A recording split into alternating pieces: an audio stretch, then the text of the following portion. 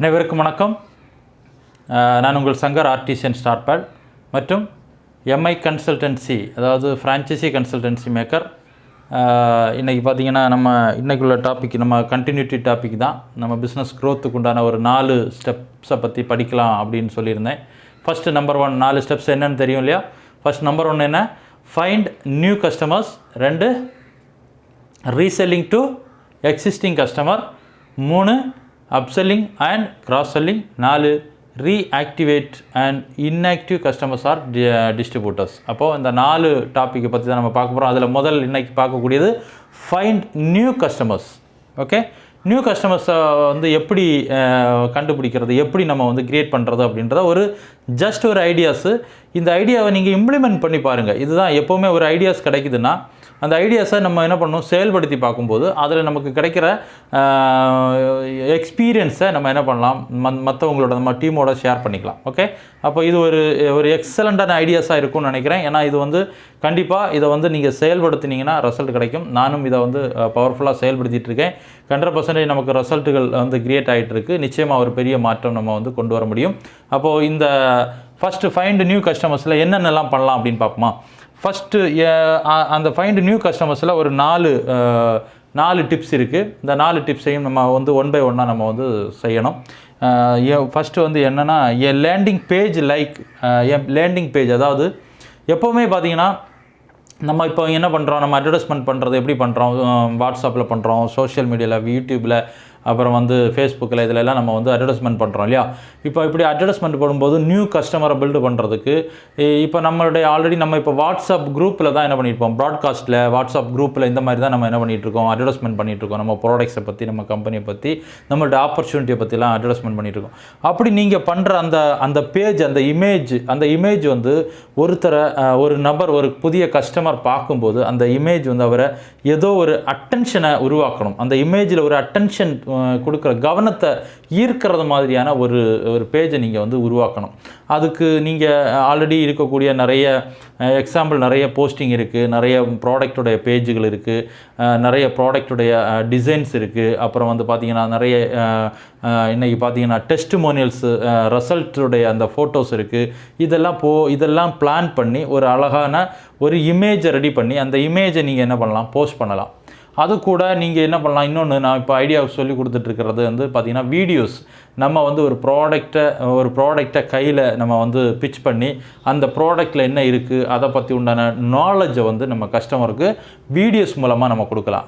இதெல்லாம் பண்ணும்போது நியூ கஸ்டமர்ஸோடைய ஒரு அட்டென்ஷன் நமக்கு கிடைக்கும்.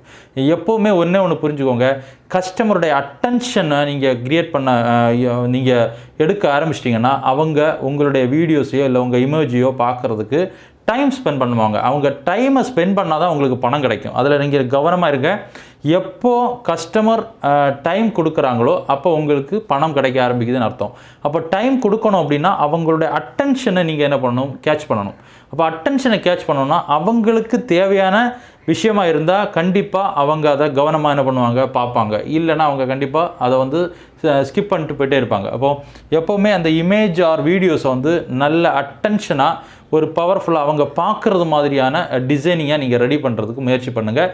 இது உங்களுக்கு தெரியலைன்னா உங்கள் ஃபேமிலியில் இருக்கக்கூடிய யாராச்சும் டிசைன் மேக்கர், அதாவது நல்ல வாட்ஸ்அப்பில் நல்ல விதமாக, அதாவது சோஷியல் மீடியாவில் நல்ல டிஜிட்டல் முறையில் ஏதாவது டிசைன்லாம் பண்ணக்கூடிய ஒரு டேலண்டட் ஸ்கில்ஸ் பர்சன் உங்கள் வீட்டிலையோ உங்கள் ஃபேமிலியோ இருக்காங்கன்னா அவங்கள்ட்ட இந்த ப்ராடக்டோடைய டீட்டெயில்ஸ் எல்லாம் கொடுத்து எனக்கு இந்த மாதிரி ஒரு டிசைன் ரெடி பண்ணி கொடு அப்படின்னு நீங்கள் கேட்கலாம், கேட்டு வாங்கி நீங்கள் அதை என்ன பண்ணலாம், பயன்படுத்தலாம். ஓகே, அப்போ ஃபஸ்ட்டு நம்ம பார்த்தது என்னது, லேண்டிங் பேஜின் முதல்ல அதை லைக் பண்ண வைக்கிறது, அவங்கள அட்டென்ஷனை கவர் பண்ணுறது மாதிரி நீங்கள் போஸ்டிங் ரெடி பண்ணுங்கள். 2வது, நீங்கள் அந்த கஸ்டமர் அது வந்து பார்த்து அவருக்கு பிடிச்சிருச்சு, அவர் அதில் இன்ட்ரெஸ்டட் ஆகிட்டார் அப்படின்னா அவர் வந்து உங்களுடைய ப்ராடக்ட் ஆர் உங்களுடைய ஆப்பர்ச்சுனிட்டியை அவர் தெரிஞ்சுக்கிறதுக்கு சைன் அப் பண்ணுறது மாதிரி ஒரு பேஜ் வந்து நீங்கள் க்ளியர் பண்ணணும். ஏன்னா எப்போவுமே ஒரு லிங்கோ இல்லைன்னா ஒரு பேஜோ நீங்கள் என்ன பண்ணணும், அதில் வைக்கணும். ஒரு லிங்கை கிளிக் பண்ணால் அந்த லிங்க் அப்படியே உங்கள் வாட்ஸ்அப் குரூப்பில் வர்றது மாதிரி, நீங்கள் பர்சனலாக வாட்ஸ்அப் குரூப் வச்சுருக்கீங்கன்னா அந்த குரூப்புக்குள்ளே வர்றது மாதிரி இருக்கணும். இல்லைனா அந்த அவங்களுடைய டேட்டாவை, அவங்க பேர், அவங்க டீட்டெயில்ஸ், ஃபோன் நம்பர் இதெல்லாம் போட்டு கிளிக் பண்ண, ரெஜிஸ்டர் பண்ணால் அது ஆட்டோமேட்டிக்காக உங்கள் சிஆர்எம், மூணாவது சொல்லியிருக்கேன், சிஆர்எம் டு ஆர்கனைஸ் லீட்ஸ். அந்த சிஆர்எம்ன்றது கஸ்டமர் ரிலேஷன்ஷிப் வந்து மேனேஜ்மெண்ட்னு சொல்லுவாங்க. அந்த வெப்சைட், அந்த மெயிலோ, அந்த மெயில் ஐடியோ இல்லை வாட்ஸ்அப் குரூப்போ, நம்ம பெரிய அளவில் வெப்சைட் இப்போ க்ரியேட் பண்ண முடியாது, அதுக்கு ரொம்ப செலவாகும். ஆனால் நம்ம அந்த சிஆர்எம் என்ன பண்ணலாம், நம்ம வாட்ஸ்அப் குரூப்பை வச்சுக்கலாம். இப்போ நீங்கள் அதில் அந்த பேஜு கூட அந்த வீடியோ கூட ஒரு லிங்கை போட்டுட்டிங்கன்னா, இந்த லிங்கை வந்து உங்களுக்கு தேவைப்படுறவங்க இதை பற்றி மேலும் தெரிஞ்சுக்கணுன்னா இந்த லிங்கை கிளிக் பண்ணுங்க அப்படின்னு சொல்லும்போது அதை கிளிக் பண்ணாங்கன்னா ஆட்டோமேட்டிக்காக உங்களுடைய குரூப்பில், உங்களுடைய இந்த நாலேஜ் கொடுக்கக்கூடிய குரூப்பில் வர்றது மாதிரி நீங்கள் என்ன பண்ணலாம், செட் பண்ணலாம். அப்போ வந்து அந்த லீட்ஸ் வந்து அந்த புதிய கஸ்டமர் உங்களோட கனெக்ட் ஆகிறதுக்கு உண்டான ஒரு பாண்டிங்கான ஒரு இடத்துல வந்துட்டு வாங்க. நீங்களும் அவங்களும் எல்லா ரிலேஷன்ஷிப்பை பில்டு பண்ணுறதுக்கு உண்டான இடத்துல வந்தாச்சு.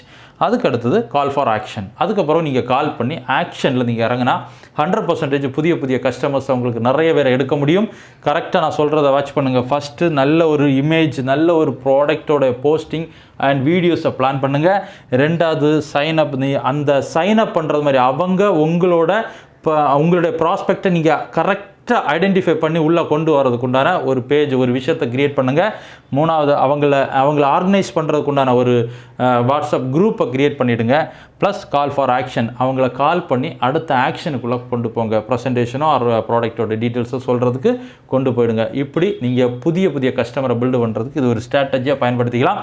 Okay, congratulations. நெக்ஸ்ட் அடுத்த வீடியோவில் இன்னும் அடுத்த செகண்ட் சப்ஜெக்டோடு அவங்கள மீட் பண்ணுறேன். கங்க்ராச்சுலேஷன், வாழ்த்துக்கள். தேங்க்யூ.